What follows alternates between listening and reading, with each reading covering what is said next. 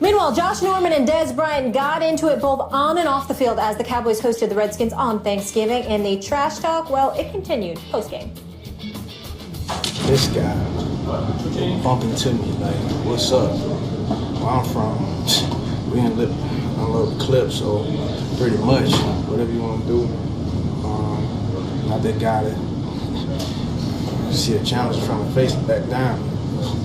That's not me. That's not what you're gonna get. So I'm sorry if I offended anybody. Well, actually, I'm not sorry I offended anybody because I'm be me. That's who I am. Grass it to the end. Like I said, I'm loading the clip all the way out to the end of the game. Don't matter what. All right, he went Beyonce, sorry, not sorry, and then this. That was Thursday, Josh Norman confirming Dez Bryant's quote twice, and then fast forward to Monday, where he's retracting those comments and telling the Washington Post that Bryant didn't actually say that. Dez also expressed regret on Twitter for how he handled things. Will Kane in the house. How are you doing? Good to see you. Good. What's up, man? Trash talk, Dallas Cowboys. You might as well call my name. Yeah, Mr. Cowboy. But by the way, we've been on the Cowboys bandwagon for weeks now. I don't know where you've been. Well, I noticed that they've gone 10-1, and I haven't been here. I think the last time you invited me, they were 5-1. And I can't help but think coincidence. Yeah. I will confess, it's hard to look at you right now. I know. With the Cowboys being 10-1. That's not the only reason it's hard. I'll admit it. What would be the other reason? Just jealousy. The jealousy you feel. With that shirt? The jealousy you feel. Speaking of hard to look at things, is it hard to look at Josh Norman right now? How does this make him look? It's hard. It makes him look bad. And I don't say that with any pleasure because I've gotten to know Josh, and I think Josh is a good dude. He's got what I consider to be an appropriate chip on his shoulder, considering how he's climbed that ladder to success, being on the practice squad and working his way up. But what he said was inexcusable because, again, as I pointed out on Friday, Max, when they were talking smack to each other, and I mentioned this Will as well, in this day and age with the violence that we're seeing all over the place, whether it's in the streets of Chicago to the University of Ohio State, you don't sit up there and go out with that kind of verbiage and, talking about, emptying the clip and all of that stuff. And he said that Dez Bryant said that. And when asked by the reporters, he said twice, Dez had said that. And then to retract it and has come back and say that Dez did not say that. Well, you got to also take into account Dez's history. Dez has been a model citizen pretty much for the last several years. But when he first came into the league, he was having some issues with his image. And so, saying something like this sort of provokes people to think about Dez in that light. Had Dez indeed said something like that, you start raising an eyebrow and you're thinking about him negatively. And why? Because y'all talking smack on the field. You're going to use that kind of analogy. That was my only issue. So I'm just going to sit up there and say it's unfortunate that he did that. It's unfortunate that he confessed that Dez didn't say something like that, because even if Dez had said it, it was something I felt he should have never revealed publicly to the media to begin with. But especially now that we know he did say it, why'd you do it? I have a different take than that. I understand that take. Sure. And at first, Josh, why'd you say empty the clip?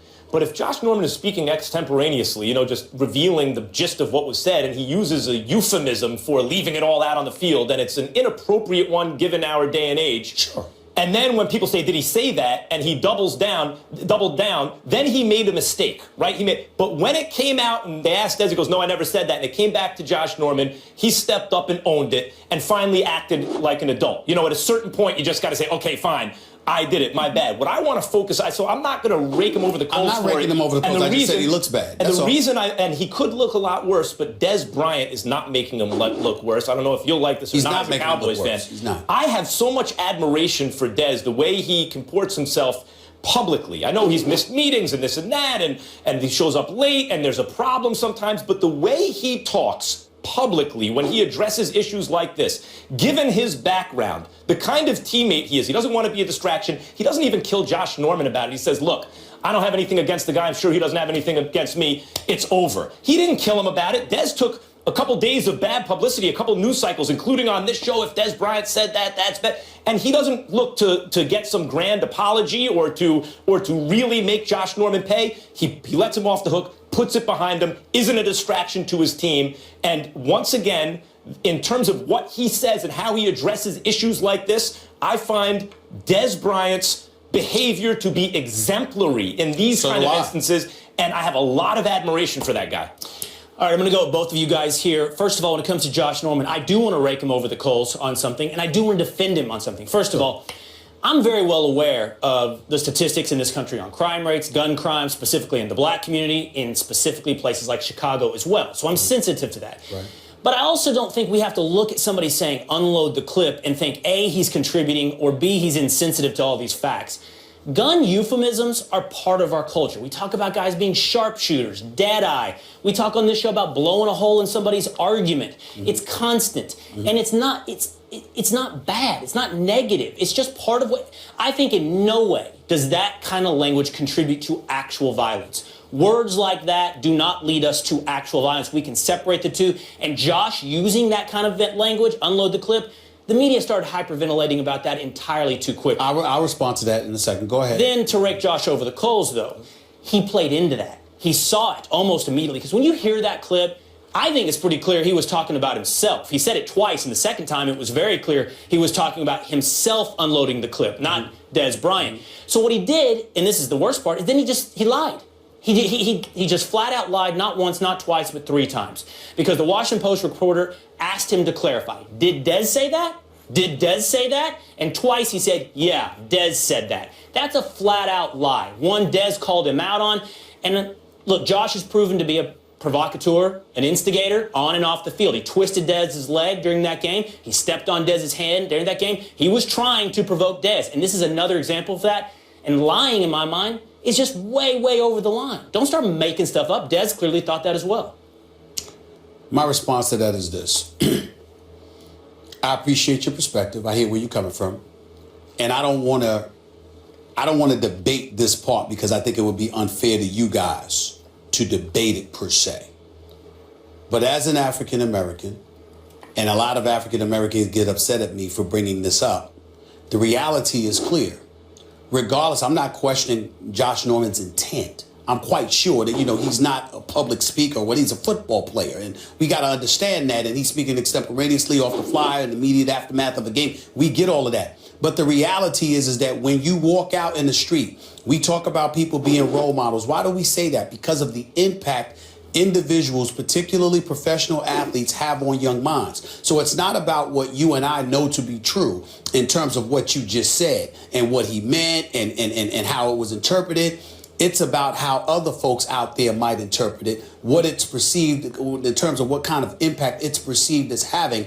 And I think when you talk about the African American community, we have to be sensitive to what potentially impacts us from a detrimental perspective. On many occasions, I look at you, Max, and I talk about the numbers game. And I sit there and I remind people all the time, we make up 13% of the American population. The Latino community is 17% of the population. We're no longer even a dominant minority. When you talk about the incarceration rate, when you talk about the death rate and all of these different things, we attribute these things to a potpourri of circumstances. Those things can't be ignored. And so when you are out there communicating and conducting yourself in a certain way, there's an elevated level of sensitivity that somebody in my position, in the Josh Norman's position, in the Dez positions, and others that we have to harbor because of how things directly affect our community. Yeah, I would say this. In terms of sensitivity, I think people are way too sensitive about language. Period, I agree. Generally, I agree, but it's reality. And I don't think these kind of words lead directly in a causal way to behavior, but they may have some kind of marginal impact on societal norms, right? If someone says unload the clip, and it kind of promotes this idea that guns are normal and this kind of behavior is normal in a very marginal kind of way that's very hard to measure. I basically agree with you, Will. It shouldn't be, should not start hyperventilating about it. But I also don't think Josh Norman lied quite. I think that was euphemistic language, as you're referring to. Look, we use this kind of language all the time. And then I think at a certain point, if I had to guess, he realized, oh, wait, are people hanging on to this language? Wait, who said that? And he was saying, the way I interpret it, now comes the lie. Maybe if you want to call this lie, he was saying that's the sentiment that Dez Bryant expressed to me.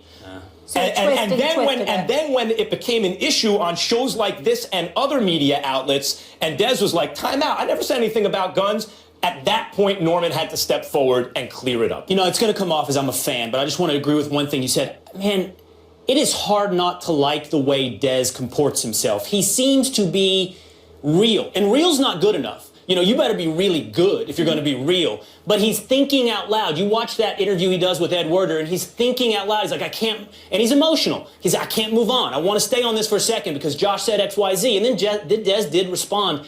But when he kind of calms down, he generally chooses the right path. And it's not the perception of Dez. There's a perception of Dez out there right now that I don't know that aligns with who he really is. And by the way, I'll give Josh some of the same credit. Josh was being emotional. Josh was letting it out. That's what I said. My only critique of Josh is yeah. not telling the truth. But then he owned it. Eventually, he stepped up and owned it. That's good. You're right. Including for people like you saying he lied. He's like, okay, this is on me. Well, and I 100% that Dez, his reputation from his point of view must be obnoxious because it is the opposite of who he shows himself to be, at least publicly. My closing point is this. Neither of them are bad guys. No. That's not why we're having this debate. What we're discussing is the impact of their words and their actions. Yep. That means who you affect, not who you are. Josh Norman's a good dude. Dez Bryant has proven to be a very good dude. Both of them are elite athletes in the ultimate level of the NFL. It's about the impact of the lives they potentially touch. That's why professional athletics is what it is today. It's not because of just you. It's because of the lives you touch. That's all I'm And saying. Stephen A., to that point, clearly they thought they were in the wrong, and that's it. why they decided to squash it publicly, and it's done. Monday Night Football, Aaron Rodgers became the first quarterback to throw for 300 yards against the Eagles, and the Packers snap a 4-game losing streak, defeating Philly 27-13. Stephen A., from what you saw last night, is your boy back? Back. No, he's not back. You know why? Because where the hell did he go? I mean, that's what I'm trying to figure out. was All of this gone. stuff about where did he go? He was gone. Listen. Couple of bad games, suspect games, or what have you. I kept trying to tell y'all, man, bag of shells, no big deal. Why am I saying that? Because it really wasn't about Aaron Rodgers. It was about Jordy Nelson, who hasn't been the same since his injury. It's about Randall Cobb, your slot receiver, even though he's good. We also understand he could be better. About Devontae Adams coming on strong and reminding everybody of what his capability is. It's about Eddie Lacy, who was fat last year, got himself back into shape, but then last year, not this year, but got himself back into shape, but then got injured this year and what have you, not having a running back. It's about that porous defense, absolutely atrocious secondary due to Sam Shields primarily being injured. But having said all of that, let's pump the brakes just a touch here, just a touch. Because as I looked at the Eagles last night, I just want to say my condolences goes out to Jeffrey Lurie, the owner. I mean, he had a rough couple of years. Last year, he had to deal with the whole Chip Kelly thing. Right. This year, it's a bevy of injuries, and you got a rookie coach. You know, Peterson, you're challenging a call on a 2-yard pass. What the hell are you thinking? Talk about being a rookie coach. That's a problem. Aguilar, he was inactive. I wrote down the list here, Max, because there's a whole bunch of guys that were either injured, they were ill, or they were just inapt. I was reading for the Philadelphia Inquirer, New York Daily News, Philadelphia Inquirer, my former paper where I worked 17 years. Aren't we about to ask what's the problem in Philly? You want to do that now? I'm not going to do that now. I'm not going to do that now. I'll touch on that a little bit later. Good point. All I'm trying to say to you is this. Considering the injuries, the illnesses, and everything else, we can't really say that Aaron Rodgers, oh my Lord, what a performance. What I'm saying is 27 touchdowns, 7 interceptions on the season, completing 64% of his passes. Excuse me, this is what's considered bad when it comes to Aaron Rodgers. Let's just put that in perspective. Aaron Rodgers reminded people like you. Yeah, okay, like I'm just messing with you because I know how you are about Tom Brady. I kind of confuse your thoughts about Brady and Aaron Rodgers. But I just want to get on you a little bit. I want to make it up. I want to make it up that you got a problem with Aaron Rodgers because you seem to have a problem. You got a problem with Breeze. You got a problem with Brady. I'm just assuming he's going to find a problem with Aaron Rodgers. Aaron's a little younger. You need to change your name to Stephen H. Smith. H? Hypocrite. Because a couple weeks ago, a week or two ago, we were asked about Aaron Rodgers. Yeah. Is he elite? And I sat here and said, look, you got the 6th best QBR in the league. Every quarterback with a QBR over Aaron Rodgers was an MVP candidate. So had he slipped from where he was? Yeah, a little bit. But he was still elite. And I recall you arguing with me about that. Now, saying he wasn't elite? No, that's ridiculous. He is now. That's ridiculous. He is now as the 4th best QBR in the league. But let's leave numbers alone or else you're going to accuse me of not using the eyeball test. That's right. And we all know, look at those eyeballs. Look at those eyeballs, Jeff. He has to use those eyeballs. That's how I look at the game, man. Eyeballs. Here's the eyeball test. You see those eyeballs on him? He's got to use them. When you looked at Aaron Rodgers in the last year and a half, did that look like the Aaron Rodgers? No. It looked like at times a good quarterback, at times a quarterback who's not quite great. Had a couple of bad games mixed in there. Not Aaron Rodgers. Was that Aaron Rodgers last night? Yes, it was. Talk about Devontae Adams. How about that? I think it was second quarter, right? The touchdown throw. Listen, that pass was so beautifully thrown. Unbelievable. How many quarterbacks can make that throw? Right. He does that when he's going well. That's not a fluke. It's done intentionally. It's done consistently. 300 yards through the air, 2 touchdowns, no interceptions, and the eyeball test says that dude is back. Listen, he was never going. I understand the team has struggled, but being back means that you went somewhere. This was not all placed at Aaron Rodgers. Just taking his side. Right? The quarterback always gets too much credit for wins, too much blame for losses. They have 0 running game. It is difficult in the NFL when Montgomery is your leading carrier and you're leading back. I understand he's big, he's all those things. He's not a running back. That's not what he does each and every down, right? He's been working on receiver. He's got all these kind of things. Starks was hurt. Lacey's hurt. Offensive line's banged up. They sitting off to Chicago. A lot of changes, a lot of moving parts. Lindsley was hurt. All the guys coming back. There was a lot of moving parts. The last 4 weeks before this, they'd given up 30 points twice, 40 points twice. That's not on Aaron Rodgers' side of the ball. That's a difficult thing to overcome. You pointed out, it's a great point. Jordy Nelson has struggled taking the top off of defenses, which we've expected. He's coming back from his injuries. He'll be better next year. He will definitely be better. He'll be better as this season progresses on. Cobby was struggling some, getting open inside, all the things that we talked about from him being a slot receiver. Adams, last night, I mean, he stepped. Listen, the ball was unbelievable. The catch was nasty. I mean, he is draped. For that thing to hit you and it was almost like you couldn't miss it. I mean, it was a thing of beauty that it happened, but you saw their defense. And I do agree, this is a beat-up Eagles team. I don't think you can make, grandiose statements about the Packers where we are right now. But I will say, as far as Rodgers, he always plays with a chip on his shoulder. He never felt accepted, never felt loved, whatever you want to talk about. But at the end of the day, that edge, that kind of defiant attitude when he said, listen, we're going to go win 6 straight, whatever it is, his team is now beginning to rally. It will be interesting to see when he plays talent, a strong team, Seahawks, he'll have the Lions the last game of the season, what it looks like then. But when he had to do it last night, he did it.